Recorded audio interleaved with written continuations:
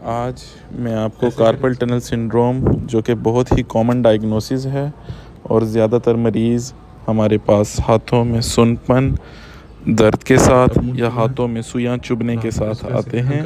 ज़्यादातर ये मसला पेशेंट को रात के वक़्त महसूस होता है या सुबह के वक़्त भी हाथों के इस्तेमाल के बाद सुन्नपन अक्सर मरीज़ हाथों में बताते हैं। इसके तरीक़ा इलाज में ओरल मेडिकेशंस के अलावा स्टेरॉयड इंजेक्शन भी एक तरीका इलाज है, जो कि काफ़ी मरीज़ों में मददगार साबित होता है दर्द को कम करने के लिए। आज मैं आपको कार्पल टनल सिंड्रोम के लिए सेफली इंजेक्शन लगाने का तरीका बताऊंगा। सबसे पहले पेशेंट के टेंडन्स को लोकेट कर लिया जाएगा। हाथ को अल्कोहल स्वैब के साथ हथेली को जहां हमने टीका लगाना है उसको अच्छी तरह पहले हम साफ़ कर लेंगे, ताकि एक स्टेराइल जगह हो जहां इंजेक्शन लगाया जाए। उसके बाद 2 का फार्मूला है, 2 टेंडन, 2 अप्रोचेस और 2 क्रीसेस। ये मैं आपको मार्क करके अभी दिखाता हूँ। सबसे पहले ये डिस्टल पामर क्रीज है, जिसको मैं पेन से मार्क करूँगा, और उससे थोड़ा सा प्रॉक्सिमल पामर क्रीज। ये डिस्टल पामर क्रीज है जिसको मैंने मार्क किया, और इसके ऊपर ही प्रॉक्सिमल पामर क्रीज है। और अब 2 टेंडन फ्लेक्स करने पे जो लेटरली टेंडन महसूस होगा, ये फ्लेक्सर कार्पाई रेडियलिस का टेंडन है, इसको मार्क कर लूँगा। और इसी तरह ओपोनेंस करने पर पॉलिसिस लॉन्गस का टेंडन सामने वाजे हो जाएगा, उसको मार्क कर लिया जाएगा। पॉलिसिस लॉन्गस का टेंडन 20 to 30% ऑफ पॉपुलेशन में नॉर्मली एब्सेंट भी हो सकता है।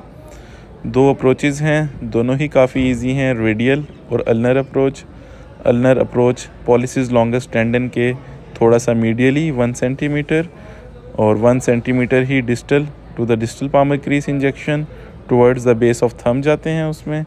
और जो रेडियल अप्रोच है वो दोनों tendons flexor carpi radialis tendon और पॉलिसिस लॉन्गस टेंडन के दरमियान 1 centimetre distal to the distal palmar crease, proximal to the distal palmar crease हम इंजेक्ट करते हैं।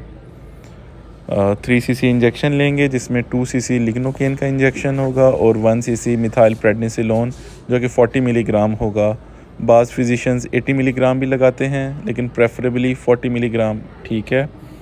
अब मैं आपको सामने दिखा सकता हूँ, ये फ्लेक्सर कार्पाई रेडियलिस का टेंडन, ये पॉलिसिस लॉन्गस का टेंडन, ये डिस्टल पामर क्रीज और ये प्रॉक्सिमल पामर क्रीज, ये अल्नर अप्रोच और ये रेडियल अप्रोच, जो कि टेंडन्स के दरमियान है।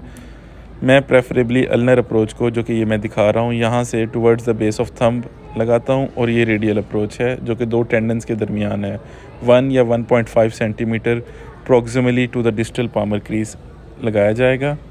ये अब अल्नर अप्रोच के थ्रू मैं इंजेक्ट करने जा रहा हूँ 3 cc, जिसमें 1 cc मैंने मिथाइल प्रेडनिसोलोन ले लिया है और 2 cc मैंने लोकल एनेस्थेटिक लिग्नोकेन 2% लिया है।